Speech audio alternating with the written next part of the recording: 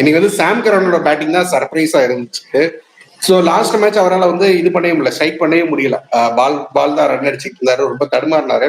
இன்னைக்கு எப்படி வந்து அது நடந்துச்சுன்னு நினைக்கிறீங்க? அந்த இன்னிங்ஸ் ஒரு நல்ல இன்னிங்ஸ் ஆடி இருந்தாரு, ஒரு ஓவருக்கு 26 ரன் எல்லாம் அடிச்சிருந்தாரு. ரொம்ப நல்ல இன்னிங்ஸ்ல இந்த ஃபார்ம் கண்டினியூ ஆனா நல்லா இருக்கும். பாருங்க, ஒண்ணு வந்து ரொம்ப வெறியோட இருந்தார் ஸ்ரீராம். அதாவது சுட்டி குழந்தைன்னு சும்மா சொல்லுவோம். பட் அவரோட பழகினவங்க நிறைய பேர் சொல்லியிருக்காங்க, அவரை சேலஞ்ச் பண்ணா ரொம்ப கோவக்காரர் அவருன்னு. சோ அந்த 50 அடிச்ச உடனே அவரோட செலிப்ரேஷனே ஒரு கோவத்தோட வெளிப்பாடு தானே இருந்துச்சு. ஒரு மாதிரி கோவமா பார்த்து யாரையும் கத்துனாரு. மேபி அவரோட பழைய டீம் 18 கோடி கொடுத்தாங்க, கேப்டன்சியும் பண்ணாரு ஃபார் பிரீஃப் பீரியட். மேபி அதுல இருந்து வந்த கோவமான்னு தெரியல. பட் அது நல்லா இருந்துச்சு. பட் ஓவராலாவே இந்த டீம் வந்து லைக் இனி அடிக்க போலாம் வான்னு தான் ஆடினாங்க.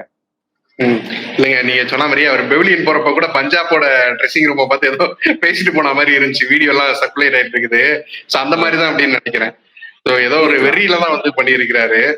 ஆமா, ஏன்னா அவங்க ஒரு பிட் கூட போடலையே அவருக்கு.